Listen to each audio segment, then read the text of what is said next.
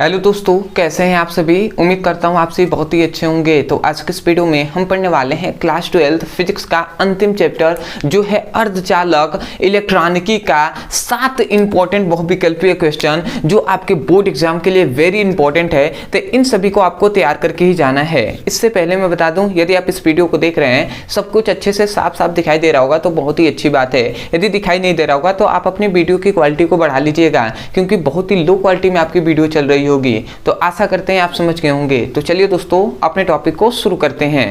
तो यहाँ पे हमने लिख दिया है इस चैप्टर का सबसे पहला इंपॉर्टेंट क्वेश्चन जो है कि अर्धचालक में वैद्युत चालन होता है।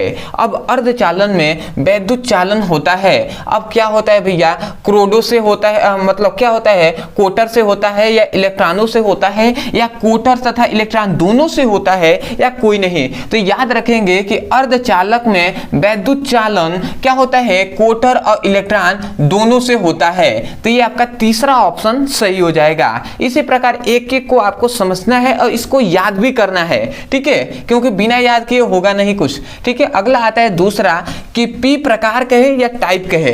तो पी प्रकार का अर्धचालक बनाने के लिए शुद्ध जर्मेनियम में मिलाए जाने वाला अपद्रव्य होता है।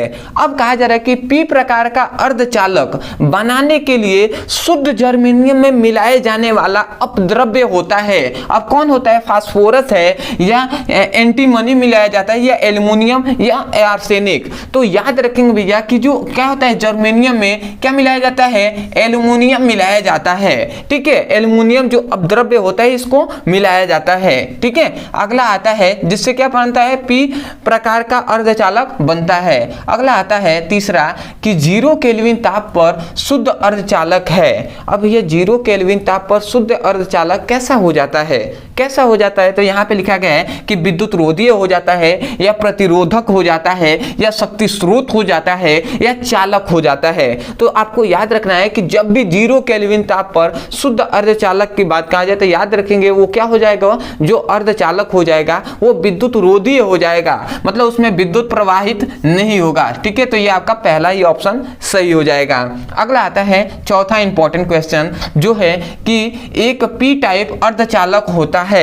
अब एक पी टाइप या पी प्रकार का अर्धचालक होता है। अब कैसा होता है, यहाँ पे कहा जा रहा है धनावेशित होता है, ऋणावेशित होता है, उदासीन होता है या धनावेशित और ऋणावेशित दोनों होते हैं। तो ये तो बेसिक सा क्वेश्चन है, तो आपको तो पता होगा जो पी टाइप का अर्धचालक होता है वो कैसा होता है, धनावेशित होता है। तो ये तो आपका पहला ही ऑप्शन सही हो जाएगा। ये तो आप जानते हैं ना, पी टाइप और जो एन टाइप, ये सभी तो आपको सब बेसिक है, ठीक है, आपको पता होना चाहिए, ठीक है। अगला आता है पांचवा जो है कि पी टाइप चालक प्राप्त करने के लिए। अब ध्यान दीजिएगा, यहाँ पर पी टाइप चालक प्राप्त करने के लिए जर्मेनियम में थोड़ा अपद्रव्य मिलाया जाता है तो अपद्रव्य की संयोजकता होगी।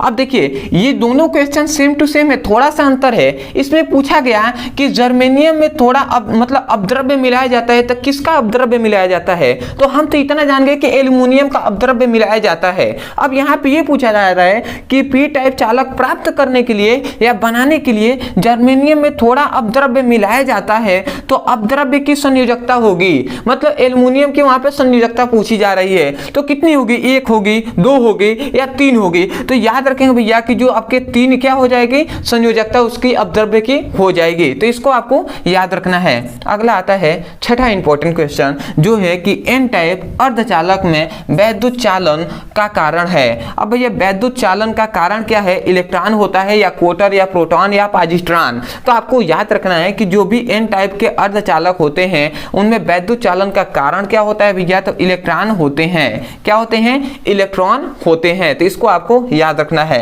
अंतिम इंपॉर्टेंट क्वेश्चन है कि अर्धचालक की चालकता।